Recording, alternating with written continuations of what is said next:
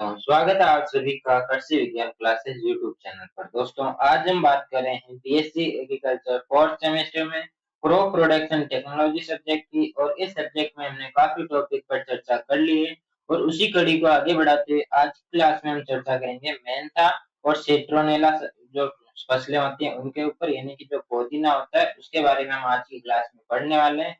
दोनों ही फसलें काफी इंपॉर्टेंट है, इसलिए क्लास के अंत तक जुड़े रहें और इस क्लास को अपने साथियों के साथ से जरूर करें। तो चलिए बिना किसी देरी के हम आज के टॉपिक को शुरू करते हैं। सबसे पहले हम पढ़ते हैं मेंथा क्या होता है, यानी कि जिसे हम कहते हैं पुदीना। तो इसका सबसे पहले बॉटनिकल क्लासिफिकेशन की बात करें तो इसका जो बॉटनिकल नेम होता है मेंथा स्पीशीज। यहाँ पे आप एक ही जगह एस डबल पी कर लेना। स्पीशीज इसका बॉटनिकल नेम होता है। फैमिली इसकी होती है लेमिएसी या जिसे हम लेबिएटी भी कह सकते हैं। और इसमें क्रोमोसोम नंबर होते हैं 2n=96। इसका जो ओरिजिन यानी कि उत्पत्ति स्थान की यदि हम बात करें तो वो यूरोप या मेडिटेरियन जो रीजन होता है, भूमध्य सागरीय जो क्षेत्र होता है उसको इसका उत्पत्ति स्थान माना जाता है।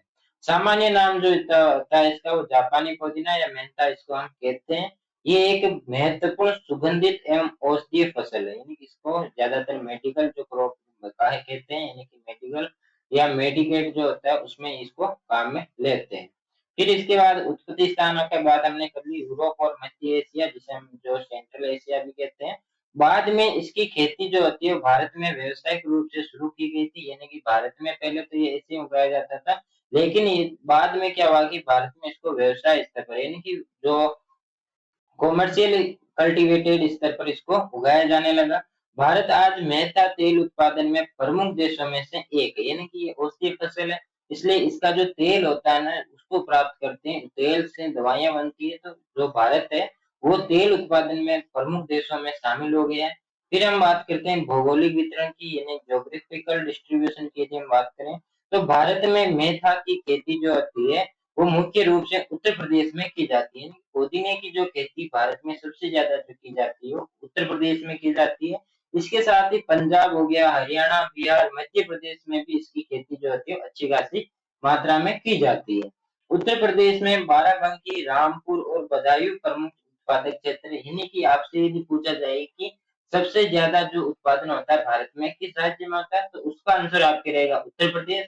और यदि आपसे पूछा जाए कि उत्तर प्रदेश में सबसे ज्यादा उत्पादक जो होते हैं वो उन क्षेत्रों की यदि आपसे पूछा जाए तो वो आता है बाराबंकी, रामपुर और बदायूं जो होते हैं वहां पे प्रमुख उत्पादक क्षेत्र होते हैं किसके, पुदीने के। ऊपर उपोष्ण कटिबंधीय क्षेत्रों में इसकी जो खेती होती है वो अच्छी मात्रा में होती है। फिर इसके यदि इकोनॉमिक्स इंपोर्टेंस की बात करें तो सामान्यतः ये औषधीय फसल है, इसलिए इसका सबसे ज्यादा जो उपयोग होता है वो औषधि के रूप में इसका उपयोग किया जाता है। मेंथा के जो प्राप्त जो तेल होता है उसका उपयोग औषधि बनाने में किया जाता है। और तेल से मेथोल प्राप्त किया जाता है। मेथोल का उपयोग टूथपेस्ट हो गया, च्युइंगम होती है उसको बनाने में भी इसका प्रयोग किया जाता है। कैंडी को बनाने में इसका प्रयोग किया जाता है। इसका उपयोग दर्द निवारक बाम और खांसी की दवाइयां बनाने में भी किया जाता है। तो आप देख सकते हैं पुदीने का उपयोग कितना किया जाता है। औषधि जो होती है जैसे कि जो दवाइयां होती है या जो दर्द निवारक जो बाम खांसी की दवाइयां जो होती है इन सब में किसका उपयोग किया जाता है, पुदीने का उपयोग किया जाता है। कॉस्मेटिक और इत्र उद्योग में भी इसकी मांग जो होती है अधिक होती है, यानी कि इत्र में भी पुदीने का उपयोग किया जाता है। और ये किसानों को अधिक लाभ देने वाली नकदी फसल होती है। सोइल और क्लाइमेट रिक्वायरमेंट की यदि हम बात करें तो सोइल की यदि हम बात करें तो सबसे जो अच्छी मिट्टी होती है सभी फसलों में लगभग, आप यदि आपको एग्जैक्ट किसी फसल का पता नहीं होता है तो लगभग सभी फसलों में आप दोमट मिट्टी लिख के आ सकते हैं, यानी कि जो अच्छी जल निकासी वाली दोमट मिट्टी इसके लिए सबसे उपयुक्त मानी जाती है। जिसका जो पीएच होता है वो 6 से लेकर 7.5 के बीच में होना चाहिए। भारी और जल भराव वाली मिट्टी हानिकारक होती है, यानी कि अच्छी जल निकासी वाली व्यवस्था आपके होनी चाहिए। कार्बनिक पदार्थों से भरपूर मिट्टी अच्छी उपज देती है, यानी कि जितने उसमें ऑर्गेनिक मैटर जितना अधिक होगा उतनी ही अच्छी उपज वहां पे आपको देखने को मिलती है किसकी, पुदीने की। जलवायु आवश्यकता यानी क्लाइमेट रिक्वायरमेंट की हम बात करें तो उपोष्ण कटिबंधीय जो क्षेत्र होते हैं उसमें सबसे ज्यादा जो अच्छी खेती इसकी की जा सकती है, यानी कि उपयुक्त होती है। कौन सा जलवायु उपयुक्त होती है, उपोष्ण कटिबंधीय जलवायु इसके लिए उपयुक्त होती है। जिसका जो टेम्परेचर होता है वो 20 डिग्री से लेकर 30 डिग्री के बीच में होना चाहिए। अच्छी धूप तेल की मात्रा को बढ़ाती है, यानी कि यदि अच्छी खासी मात्रा में उसको धूप मिलती है तो उसमें जो तेल की जो मात्रा होती है वो बढ़ जाती है। अधिक ठंड और पाला फसल को नुकसान पहुंचाता है, यानी कि इसके लिए गर्म जलवायु होनी चाहिए, ना कि ठंडी जलवायु होनी चाहिए। फिर आता है वेराइटी की। वेराइटी इसकी कौन-कौन सी होती है, जैसे कोसी हो गई, गोमती हो गई, कुशाल हो गया, हिमालय, सक्षम हो गया, शिवालिक हो गई, ये सभी इसी की वेराइटियाँ होती है जो आपको याद होनी चाहिए, यानी कि लगभग 5 वेराइटी आपको हर फसल की याद होनी चाहिए। इसके बाद आता है हिमालय किस्म से मेथोल की मात्रा जो होती है वो अधिक प्राप्त होती है, या अधिक जो आपसे पूछा जाए कि जो पुदीना होती है उसमें सबसे ज्यादा किस वेराइटी से मेथोल जो होता है वो प्राप्त किया जाता है, तो उसका आंसर आपके रहेगा हिमालय वेराइटी से। फिर हम बात करते हैं कल्चरल प्रैक्टिस की, तो यहाँ से आपकी क्वेश्चन बड़ा क्वेश्चन जो होता है वो यहीं से पूछा जाता है कि सबसे पहले भूमि की तैयारी की जाती है, यानी कि 3 से 4 बार इसमें जुताई की जाती है। मिट्टी को भुरभुरा बनाकर जो खरपतवार रहित बनाना, यानी कि वीड फ्री किया जाता है। अंतिम जुताई के समय गोबर की सड़ी खाद मिलाई जाती है और खेत को उचित जल निकासी की व्यवस्था होनी चाहिए। प्रोपोगेशन की यदि हम बात करें, यानी प्रवर्धन की यदि हम बात करें, तो मेथा में जो प्रवर्धन होता है स्टेनॉल और सकर्स द्वारा इसमें प्रवर्धन जो होता है वो देखने को मिलता है। स्वस्थ और रोग मुक्त रोपण सामग्री का उपयोग करना चाहिए इसमें। सीड रेट जो होती है 400 से 500 किलोग्राम स्टेनॉल जो होते हैं उनकी आवश्यकता होती है, या जो सकर्स होते हैं उनकी आवश्यकता होती है।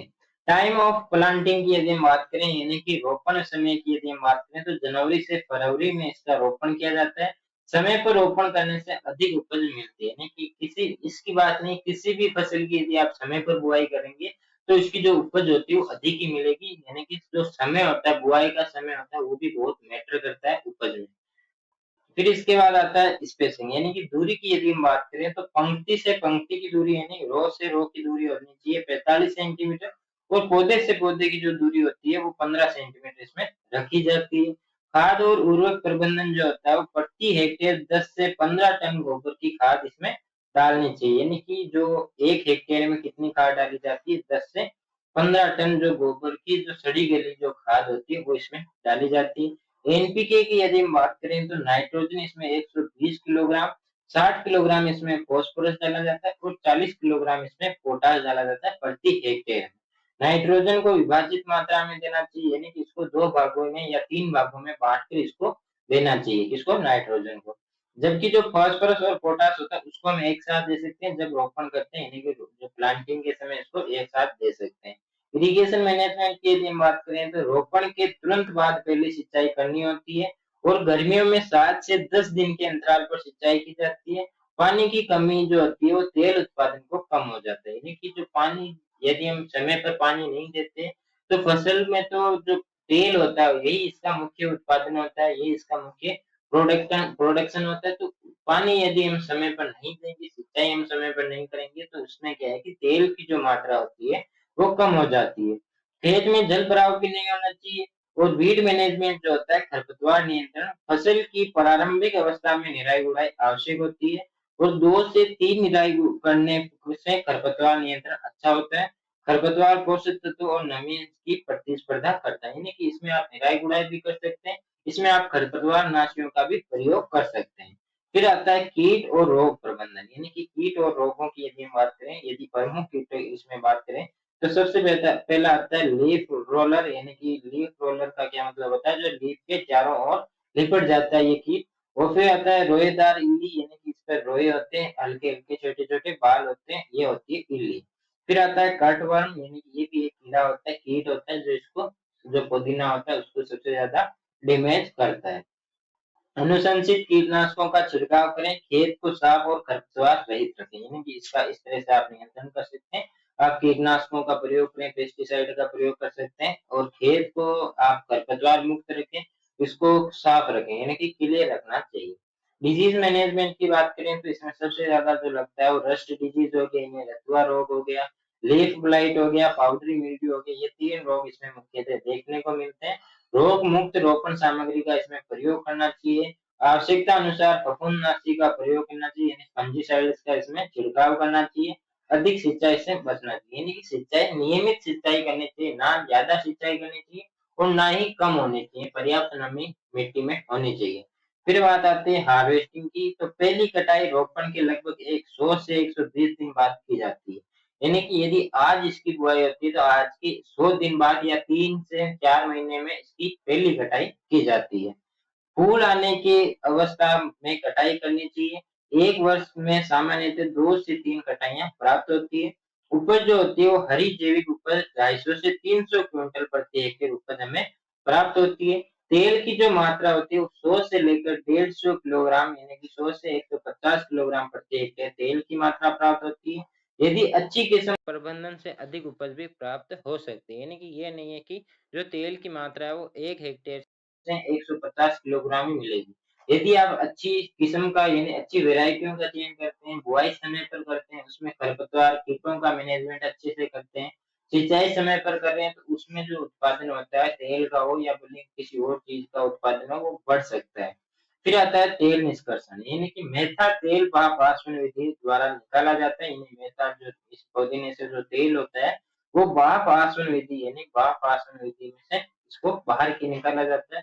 ताजी फसल से उच्च गुणवत्ता का तेल प्राप्त होता है। यानी कि ये क्वेश्चन आपसे पूछा जा सकता है कि जो पुदीना होता है, उससे जो तेल अलग करने की कौन-सी विधि होती है? तो वो होती है भाप आसवन विधि होती है। फिर आपके नेक्स्ट जो क्रॉप आती है, वो आती है सिट्रोनेला। सिट्रोनेला का जो बॉटनिकल नेम होता है, वो होता है साइम्बोपोजन विंट्रीनस इसका बॉटनिकल नेम होता है। और इसकी जो फैमिली होती है, वो पोएसी यानी ग्रेमी या घास फूल जो होता है, वो उसका फैमिली होती है। क्रोमोसोम नंबर इसमें होते हैं 12 बराबर 20। उत्पत्ति स्थान इसका जो होता है वो श्रीलंका या जावा इसका उत्पत्ति स्थान होता है। कॉमन नेम इसका सिंट्रोनेला ग्रास होता है, यानी कि ये ग्रास होती है, घास वाली जो फसल है। इसके इकोनॉमिक्स इंपोर्टेंस की यदि हम बात करें तो सिट्रोनेला तेल का उपयोग मच्छर भगाने में भी किया जाता है। इसका उपयोग इत्र और साबुन उद्योग में किया जाता है। इसमें कुछ औषधीय गुण भी पाए जाते हैं। ओरोमा थेरेपी में भी इसका उपयोग किया जाता है। तो ये कुछ इसके इम्पोर्टेंट जो इकोनॉमिक्स जो महत्व थे यानी कि इकोनॉमिक्स इम्पोर्टेंस थे, आर्थिक महत्व थे, जो आपको पता होना चाहिए कि ये औषधीय फसल होती है कौन-सी? सिट्रोनेला। सोइल और क्लाइमेट रिक्वायरमेंट की बात करें तो अच्छी जल निकासी वाली मिट्टी इसके लिए उपयुक्त रहती है।